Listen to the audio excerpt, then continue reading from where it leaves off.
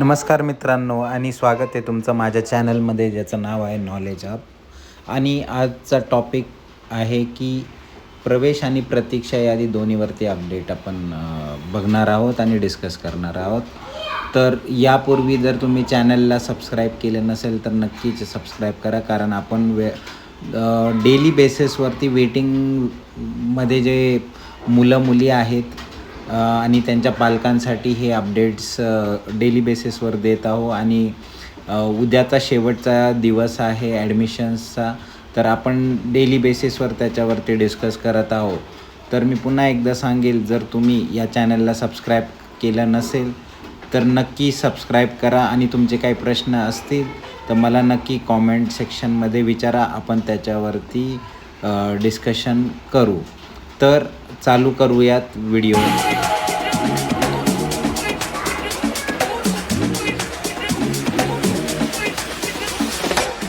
तर मित्रांनो, सुरुवात करूयात एक बातमीनी, जी आहे RTE संदर्भात.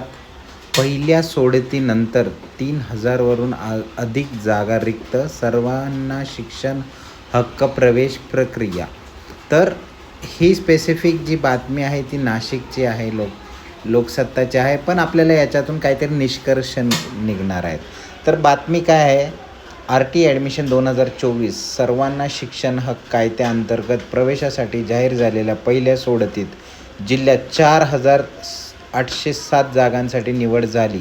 सोमवारी सायंकाळपर्यंत यातील केवळ 1040 विद्यार्थ्यांना प्रवेश निश्चित केला असून अजून 3767 जागा अद्याप रिक्त आहेत. या रिक्त जागेंवर 31 जुलैपर्यंत प्रवेश घेण्यात येणार आहे. म्हणजे याच्यात त्यांनी क्लिअर केलं आहे की बाबा 31 जुलैपर्यंत प्रवेश घेण्यात येणार आहे, कुठलं एक्सटेन्शनचं तरी बोललं नाही याच्यात. आर्थिकदृष्ट्या दुर्बल घटकातील बालकांना शिक्षणाचा मुख्य प्रवाहात आणण्यासाठी सर्वांना शिक्षण हक्क कायद्याअंतर्गत प्रयत्न होत आहेत. विद्यार्थी प्रवेशासाठी आभासी पद्धतीने सोडत अलीकडे काढण्यात आली. इंग्रजी, मराठी, हिंदी, गुजराती, उर्दू अशा वेगवेगळ्या माध्यमांच्या शाळांमध्ये प्रवेश घेता येतो. यंदा नियोजित वेळेप्रमाणे वेळापत्रक जाहीर झाले.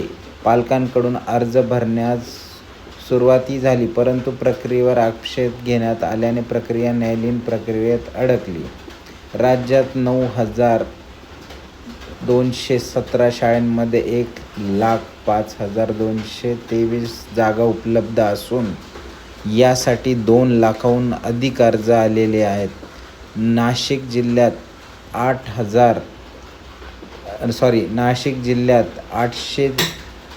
428 शाळा सर्वांना शिक्षण हक्क प्रक्रियेत सहभागी असून 5,271 जागा यासाठी उपलब्ध आहेत. एकूण 14,486 अर्ज प्राप्त झाले. पहिल्या सोडतीनंतर रिक्त जागांवर 31 जुलैपर्यंत प्रवेश घेता येणार आहे. इथे सांगितलं आहे की उद्याची तारीख ही लास्ट आहे.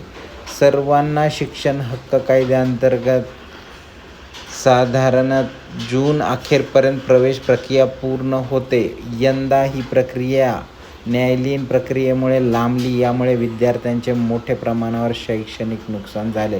बहुतांश शाळांमध्ये पहिल्या चाचणीचे वेळापत्रक जाहीर झाले असताना प्रवेशित विद्यार्थ्यांना शाळांचा अभ्यास सरावाविना थेट परीक्षेला समोर जावे लागणार याची चिन्ह आहेत. म्हणजे याच्यात हे सांगितलं आहे की उद्या ही लास्ट तारीख आहे. अजून तरी काही एक्सटेन्शनबद्दल कुठेही बोललेलं गेलं नाही आहे. आणि असं सांगितलं गेलं आहे की आता परीक्षेचा वेळ आला आहे. म्हणजे दरवर्षी आत्तापर्यंत तर सगळे वेटिंगवाल्यांचे सगळे राऊंड्स कंप्लीट होऊन ही प्रक्रिया पूर्ण होऊन जाते 31 जुलैपर्यंत. वेटिंग राऊंड 1, 2, 3 जे काही राऊंड्स जोपर्यंत रिक्त असतात शाळा तोपर्यंत होऊन हे कंप्लीट पण होते. पण ह्या वर्षी न्यायालयीन प्रक्रियेत हा मॅटर गेला होता, त्यामुळे जो डिले झाला आहे तर आत्ता मुलांना डायरेक्ट परीक्षेलाच बसावं लागणार आहे अशी स्थिती झाली आहे.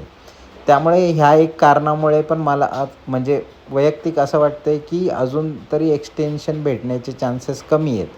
म्हणजे एक्सटेन्शन उद्यानंतर भेटेल याची शक्यता कमी वाटते, कारण ऑलरेडी डिले झालेला आहे प्रोसेसला. आता ही रेग्युलर सिलेक्शन लिस्ट चालू आहे, त्याच्यानंतर वेटिंगचे ॲडमिशन होणार, त्याच्यानंतर जर अजून रिक्त झाले तर राऊंड 3 पण होणार. त्यामुळे ही प्रोसेस खूप लेंदी होणार आहे. त्यामुळे मला नाही वाटत की उद्यानंतर एक्सटेन्शन भेटेल असे चिन्ह तरी दिसत नाही आहे. ते आपल्याला उद्याच कळेल की नेमका उद्या ही लास्ट डे असेल रेग्युलर लिस्टसाठी का अजून एक्सटेन्शन भेटणार आहे. पण ही वेटिंगवाल्यांसाठी तरी आनंदाची बातमी आहे की आत्तापर्यंत तरी काही एक्सटेन्शनबद्दल कुठेही बोललं गेलेलं नाही आहे. त्यामुळे मी सांगितलं आहे, ज्यांचा नंबर जवळ आहे त्यांनी लवकरात लवकर डॉक्युमेंट्स रेडी करून ठेवा. आता आपण एक दुसऱ्या थोडा चिंताजनक आहे वेटिंगवाल्यांसाठी. तर तो काय आहे की आज जर हे पोर्टलवर तुम्ही बघितलं तर आत्तापर्यंत 26,438 जागांवरती रेग्युलर सिलेक्शन लिस्टमध्ये ॲडमिशन झालेलं आहे.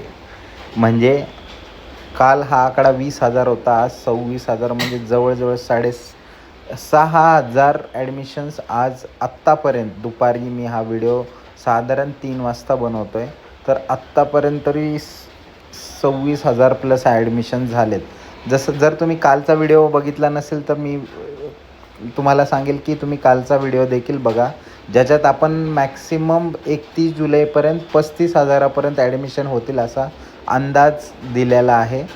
तर आत्तापर्यंत तरी 26 झालेत. आज 6 वाजेपर्यंत बघू हा आकडा कुठेपर्यंत जाईल आणि मग उद्या संध्याकाळपर्यंत हा आकडा कुठपर्यंत जातो त्याच्यावर वेटिंगवाल्यांचं भवितव्य ठरणार आहे. तर जर हा आकडा जसं काल डिस्कस केलं 35,000पर्यंत असेल तरी 55,000 वेटिंगवाले विद्यार्थी आहेत, त्यांना चान्स आहे, जो मोठा आकडा आहे.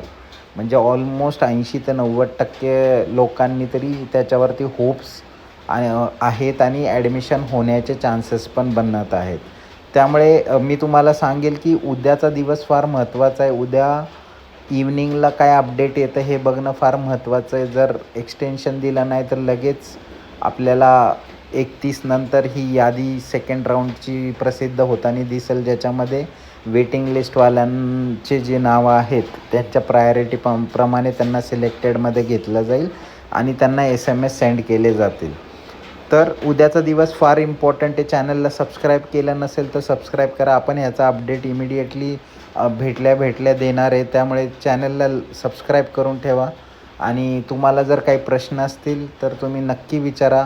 तर आज इन जनरल ॲव्हरेजपेक्षा जास्त ॲडमिशन्स, ते ॲक्च्युली असं पण झालं आहे की हे अपडेट पोर्टल नव्हतं, म्हणजे स्लो अपडेट होत होतं. त्याचं एकदमच आज कसं आहे, लोकांनी डॉक्युमेंट सबमिट केले होते आणि त्यांचे अंडर व्हेरिफिकेशन होते, ते आता लास्ट ह्याच्यात व्हेरिफिकेशन होते. त्यामुळे हा आकडा वाढताना पण